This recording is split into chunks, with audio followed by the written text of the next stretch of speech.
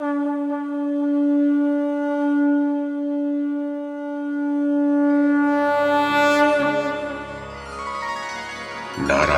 नमस्कृत्य नरं चैव नरोत्तमं देवीं सरस्वतीं व्यासं ततो जयमुदीरयेत्। ओम नमो भगवते वासुदेवाय, ओम नमः पितामहाय, ओम नमः प्रजापतिभ्यः, ओम नमः कृष्णद्वैपायनाय, ओम नमः सर्वविघ्नविनायकेभ्यः। नमस्कार। महाभारत कथा श्रृंखला में आपका स्वागत है।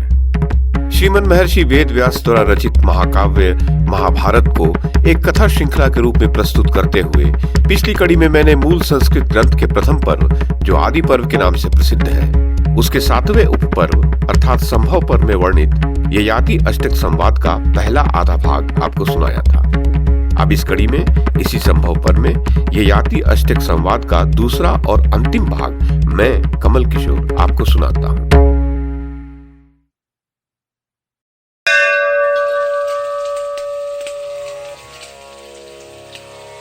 वैशंपायन जी कहते हैं, राजा जनमेजय, अष्टक ने पूछा, राजन, आपको यहाँ किसने बुलाया, किसने भेजा है? आप अवस्था में तरुण, फूलों की माला से सुशोभित, दर्शनीय तथा उत्तम तेज से उद्भासित जान पड़ते हैं। आप कहाँ से आए हैं? किस दिशा में भेजे गए हैं? अथवा क्या आपके लिए इस पृथ्वी पर कोई उत्तम स्थान है? ययाति ने कहा, मैं अपने पुण्य का क्षय होने से भौम नरक में प्रवेश करने के लिए आकाश से गिर रहा हूं। ब्रह्मा जी के जो लोकपाल हैं वे मुझे गिरने के लिए उतावले हो रहे हैं, अतः आप लोगों से पूछकर विदा लेकर इस धरती पर गिरूंगा। मैं जब पृथ्वी तल पर गिरने वाला था उस समय मैंने इंद्र से यह वर मांगा था कि मैं साधु पुरुषों के समीप गिरूं। वह वर मुझे मिला, जिसके कारण आप सब सद्गुणी संतों का संग प्राप्त हुआ। अष्टक बोले, महाराज, मेरा विश्वास है कि आप पारलौकिक धर्म के ज्ञाता हैं।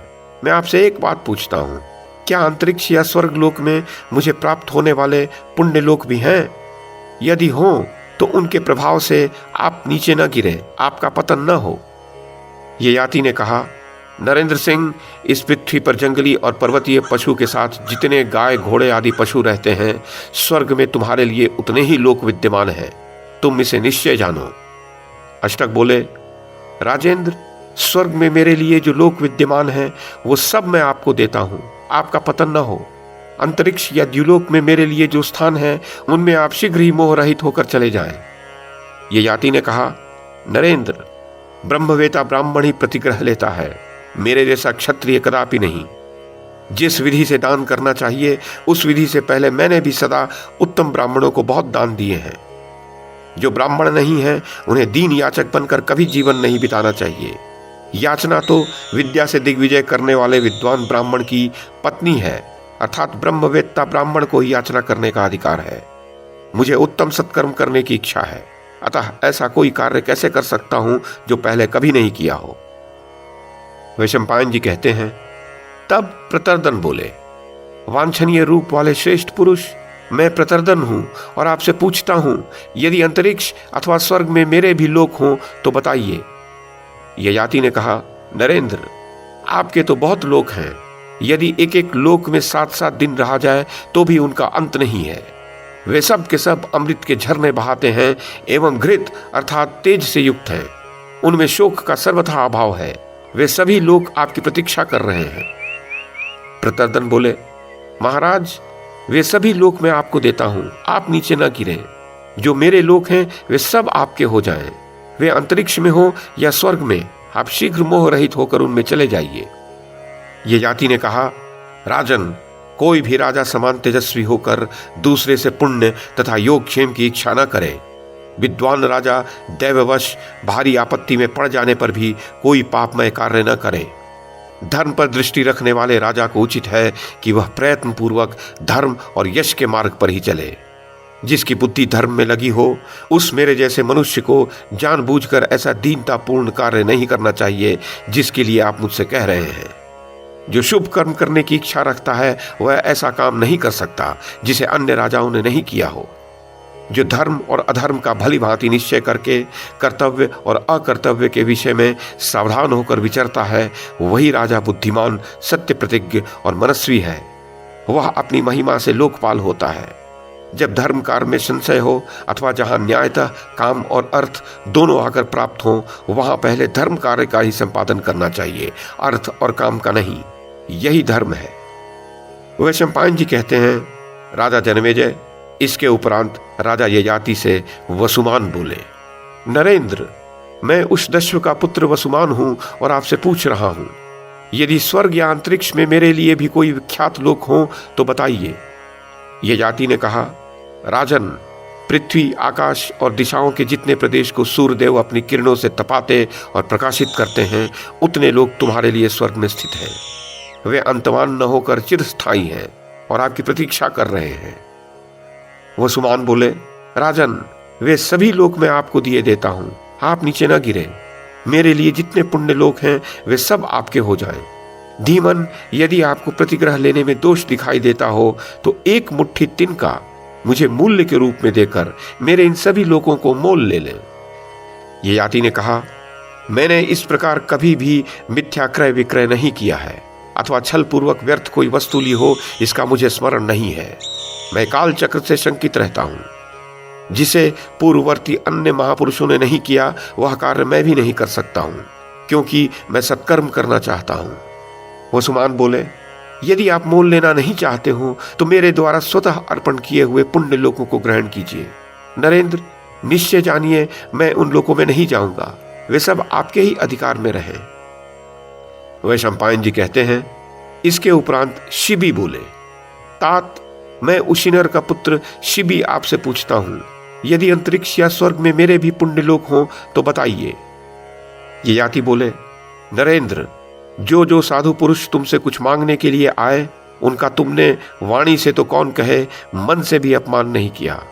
इस कारण स्वर्ग में तुम्हारे लिए अनंत लोक विद्यमान है, जो विद्युत के समान तेजों में भांति भांति के सुमधुर शब्दों से युक्त तथा महान है। शिबी ने कहा, महाराज, यदि आप मोल लेना नहीं चाहते हो तो मेरे द्वारा स्वयं अर्पण किए हुए पुण्य लोकों को ग्रहण कीजिए। उन सब को देकर निश्चय ही मैं उन लोकों में नहीं जाऊंगा। वे लोग ऐसे हैं जहां जाकर धीर पुरुष कभी शोक नहीं करते।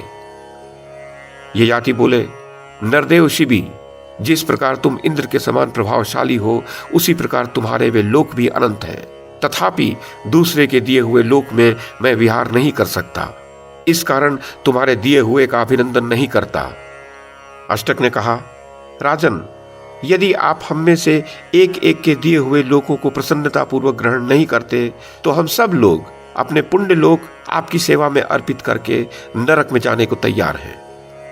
ययाति बोले, मैं जिसके योग्य हूं उसी के लिए यत्न करो, क्योंकि साधु पुरुष सत्य का ही अभिनंदन करते हैं। मैंने पूर्व काल में जो कर्म नहीं किया उसे अब भी करने योग्य नहीं समझता।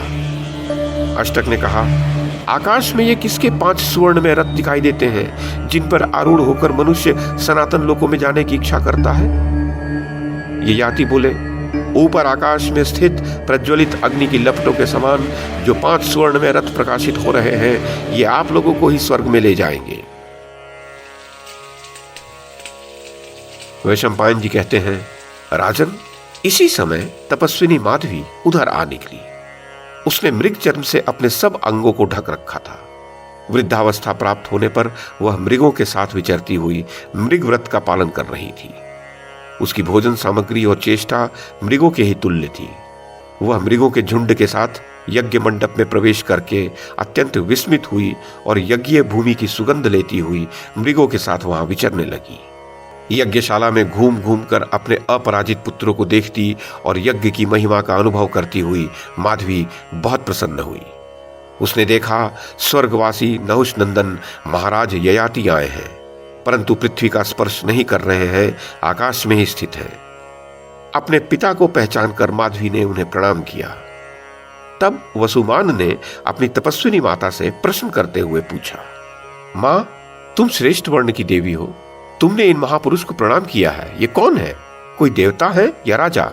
यदि जानती हो तो मुझे बताओ। माधवी ने कहा, पुत्रों, तुम सब लोग एक साथ सुन लो। ये नहुष नंदन महाराज ययाति मेरे पिता हैं।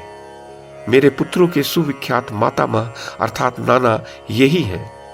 इन्होंने मेरे भाई पुरु को राज्य पर अभिषिक्त करके स्वर्गलोक की यात्रा की थी। परंतु न जाने किस कारण से ये महायशस्वी महाराज पुनः यहाँ आए हैं। वैशंपायन जी कहते हैं, राजन, माता की यह बात सुनकर वसुमान ने कहा, मां, ये अपने स्थान से भ्रष्ट हो गए हैं। पुत्र का यह वचन सुनकर माधवी भ्रांतचित्त हो उठी और दोहित्रों से घिरे हुए अपने पिता से इस प्रकार बोली, पिताजी, मैंने तपस्या द्वारा जिन लोगों पर अधिकार प्राप्त किया है उन्हें आप ग्रहण करें। पुत्रों और पौत्रों की भांति पुत्री और दोहित्रों का धर्माचरण से प्राप्त किया हुआ धन भी अपने ही लिए होता है, ये वेद वेदता ऋषि कहते हैं। अतः आप हम लोगों के दान एवं तपस्या जनित पुण्य से स्वर्ग लोक में जाइए। ये याति बोले, यदि यह धर्म जनित फल है तब तो इसका शुभ परिणाम अवश्यंभावी है। आज मुझे मेरी पुत्री तथा महात्मा दोहित्रों ने तारा है, अतः आज से पितृकर्म अर्थात श्राद्ध में दोहित्र परम पवित्र समझा जाएगा। इसमें संशय नहीं कि वह पितरों का हर्ष बढ़ाने वाला होगा। श्राद्ध में 3 वस्तुएं पवित्र मानी जाएंगी, दोहित्र, कुतप और तिल। साथ ही इनमें 3 गुण भी प्रशंसित होंगे, पवित्रता, अक्रोध और अत्वरा अर्थात उतावलेपन का अभाव। तथा श्राद्ध में भोजन करने वाले, परोसने वाले और वैदिक या पौराणिक मंत्रों का पाठ सुनाने वाले, ये 3 प्रकार के मनुष्य भी पवित्र माने जाएंगे। दिन के 8वें भाग में जब सूर्य का ताप घटने लगता है, उस समय का नाम कुतप है। उसमें पितरों के लिए किया हुआ दान अक्षय होता है। तिल पिशाचों से श्राद्ध की रक्षा करते हैं, कुश राक्षसों से बचाते हैं, श्रोत्रिय ब्राह्मण पंक्ति की रक्षा करते हैं और यदि यतिगण श्राद्ध में भोजन कर लें तो वह अक्षय हो जाता है। उत्तम व्रत का आचरण करने वाला पवित्र श्रोत्रिय ब्राह्मण श्राद्ध का उत्तम पात्र है। जब वह प्राप्त हो जाए वही श्राद्ध का उत्तम काल समझना चाहिए। उसको दिया हुआ दान उत्तम काल का दान है, इसके सिवा और कोई उपयुक्त काल नहीं है।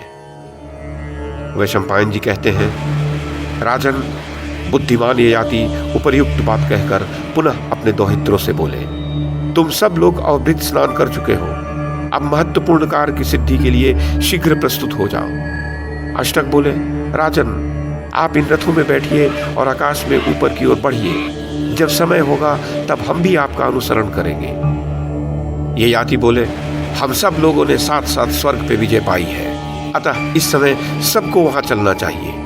देवलोक का यह रजोहीन सात्विक मार्ग हमें स्पष्ट दिखाई दे रहा है।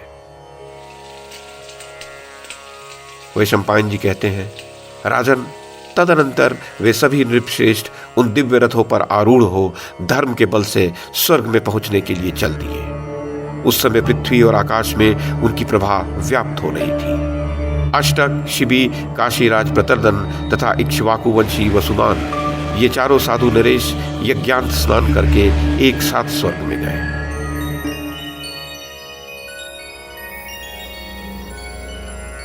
अष्टक बोले, राजन, महात्मा इंद्र मेरे बड़े मित्र हैं, अतः मैं तो समझता था कि अकेला मैं ही सबसे पहले उनके पास पहुंचूंगा, परंतु ये उशिनर पुत्र शिबी अकेले संपूर्ण वेग से हम सब के वाहनों को लांघ कर आगे बढ़ गए हैं। ऐसा कैसे हुआ? ये याति ने कहा, राजन, उशिनर के पुत्र शिबी ने ब्रह्मलोक के मार्ग की प्राप्ति के लिए अपना सर्वस्व दान कर दिया था। इसी कारण से वे तुम सब लोगों में श्रेष्ठ हैं। नरेश्वर, दान, तपस्या, सत्य, धर्म, ह्री, श्री, क्षमा, सौम्य भाव और व्रत पालन की अभिलाषा, राजा शिबी में ये सभी गुण अनुपम है तथा बुद्धि में उनकी समता करने वाला कोई नहीं है। राजा शिबी ऐसे सदाचार संपन्न और लज्जाशील हैं कि इनमें अभिमान की मात्रा छू भी नहीं गई है। इसी कारण से शिबी हम सबसे आगे बढ़ गए हैं। वैशंपायन जी कहते हैं, जनमेजय, तदनंतर अष्टक ने कौतूहलवश इंद्र के तुल्य अपने नाना राजा ययाति से पुनः प्रश्न किया, महाराज, मैं आपसे एक बात पूछता हूं, आप उसे सच सच बताइए। आप कहां से आए हैं, कौन हैं और किसके पुत्र हैं?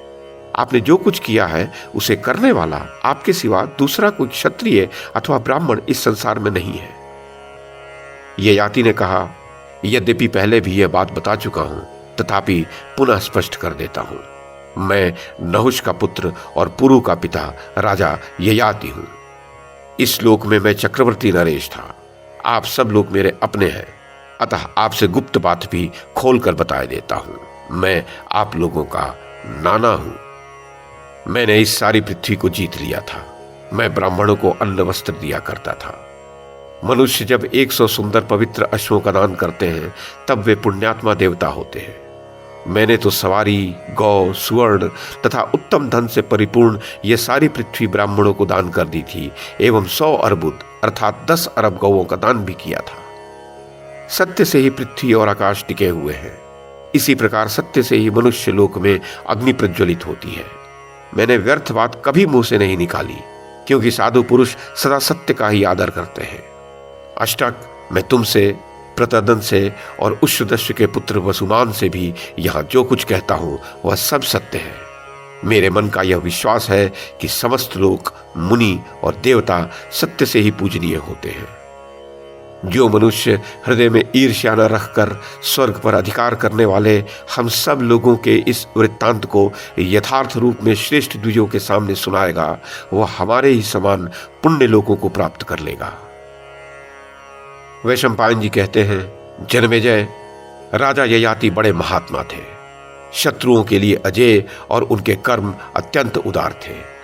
उनके दौहित्रों ने उनका उद्धार किया और वे अपने सत्कर्मों द्वारा संपूर्ण भूमंडल को व्याप्त करके पृथ्वी छोड़कर स्वर्गलोक में चले गए।